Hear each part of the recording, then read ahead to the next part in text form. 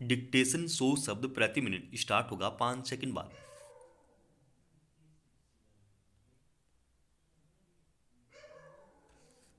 Start. पिछले कुछ वर्षों में तानाशाह शासकों के खिलाफ विद्रोह और तख्तापलट की कई घटनाएं हो चुकी है। श्रीलंका और बांग्लादेश में भी कुशासन के विरुद्ध जन आक्रोश फूटा और सत्ता परिवर्तन हो गया। सीरिया इसका ताजा उदाहरण है, जहां विद्रोही गुटों ने बशर अल असद का तख्तापलट कर दिया।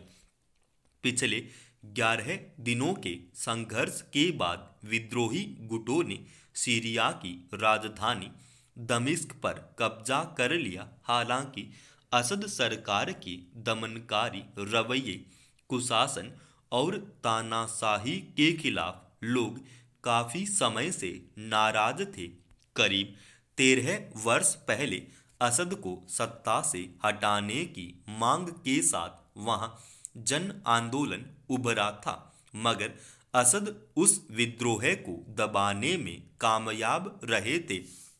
इस बार सीरियाई सेना ने एक तरह से आत्मसमर्पण कर दिया और बिना किसी खून खराबे के विद्रोही गुट हयात तहरीर अल शाम यानी HTMS ने आसानी से दमिश्क पर कब्जा कर लिया। सीरिया में विद्रोह की चिंगारी तभी फूटी थी जब कई अरब देशों में तानाशाहों के खिलाफ जनाक्रोश भड़का था, जिसे अरब स्प्रिंग कहा जाता है। अब सीरिया में तख्तापलट का बड़ा कारण रूस और ईरान का मदद से हाथ खींच लेना माना जा रहा है। हालांकि सीरिया में विद्रोही गुट की कामयाबी पर एक बड़े हिस्से में खुशी जताई जा रही है। भारत ने भी वहां शांतिपूर्ण और समावेशी प्रक्रिया के तहत सत्ता हस्तांतरण की उम्मीद जताई है, पर यह सवाल अपनी जगह है कि क्या वास्तव में सीरिया में लोकतांत्रिक प्रक्रिया शुरू हो सकेगी। इसके पहले तानाशाही से मुक्त हुए लीबिया, अफगानिस्तान आदि देशों का उदाहरण सामने है, जहां तख्तापलट के बाद भी स्थितियां बेहतर होने के बजाय बदतर ही होती देखी गई हैं। सीरिया में भी विद्रोही गुट की कमान कट्टरपंथियों के हाथ में है, जो अल कायदा से जुड़े रहे हैं। इसके अलावा वहां कई देशों और अलगाववादियों के अपने स्वार्थ हैं। ईरान और रूस सीरिया के साथ इसलिए बने हुए थे कि सीरिया रणनीतिक रूप से मध्य पूर्व का एक महत्वपूर्ण देश है। ईरान को हमास और हिजबुल्ला जैसे चरमपंथी संगठनों के लिए साजो सामान जमा करने के लिए सीरिया सबसे उपयुक्त जगह है।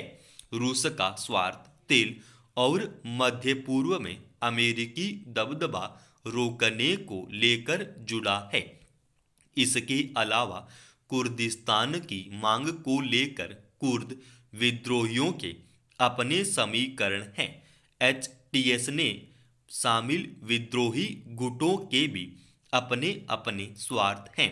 इस तरह सत्ता हस्तांतरण के बाद वहां लोकतांत्रिक सरकार बन सकेगी और आम लोगों के हितों को ध्यान में रखते हुए समावेशी नीतियां बन सकेंगी, कहना मुश्किल है। दुनिया में कहीं भी लोग तानाशाही पसंद नहीं करते। सीरिया में असद और उनके पिता की तानाशाही और दमन से लोग परेशान थे। इस दृष्टि से लोगों में लोकशाही की उम्मीद स्वाभाविक है, मगर HTS से जुड़े विद्रोही संगठनों का जैसा कट्टरपंथी रुझान आ रहा है, उसे देखते हुए अभी तक यह कहना जल्दबाजी होगी कि सीरिया में सत्ता का स्वरूप कैसा होगा। अगर वहां भी लीबिया और अफगानिस्तान जैसे हालात बन गए तो वह असद की तानाशाही से बुरी स्थिति होगी। आम नागरिकों की मुश्किलें बढ़ सकती हैं। तुर्की और ईरान जैसे देश उसे अपने मोहरे के तेहर पर इस्तेमाल करते रहेंगे और तख्तापलट का असल मकसद कहीं गुम हो जाएगा। इससे दूसरे देशों के साथ संबंधों पर भी प्रतिकूल प्रभाव पड़ने की आशंका बनी रहेगी। भारत के साथ उसके संबंध भी इन प्रभावों से मुक्त नहीं माने जा सकते। उत्तराखंड के हल्द्वानी की एक घटना से यह साफ है कि व्यवस्था के स्तर पर अस्पतालों का प्रबंधन या तो घोर लापरवाही बरतता या फिर जानबूझकर अनदेखी करता है। दूसरी ओर अस्पताल से बाहर एक ऐसा तंत्र खड़ा होता है जिसे इस बात से कोई मतलब नहीं कि किसी पीड़ित के सिर पर दुख का कैसा पहाड़ टूट पड़ा है और वह किस स्तर के अभाव की मार से जूझ रहा है। गौरतलब है कि हल्द्वानी में एक युवक की तबीयत खराब हुई और इसके बाद राजकीय मेडिकल कॉलेज में उसे मृत घोषित कर दिया गया।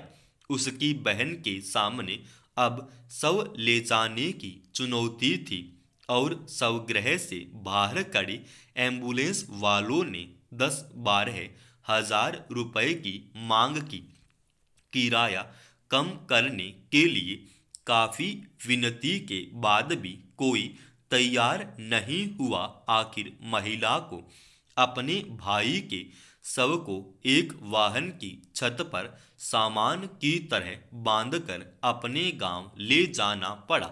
मामले के संज्ञान में आने के बाद अब जांच की बात आई तो अस्पताल प्रशासन ने लचर सफाई दी कि यह अस्पताल से बाहर का मामला था।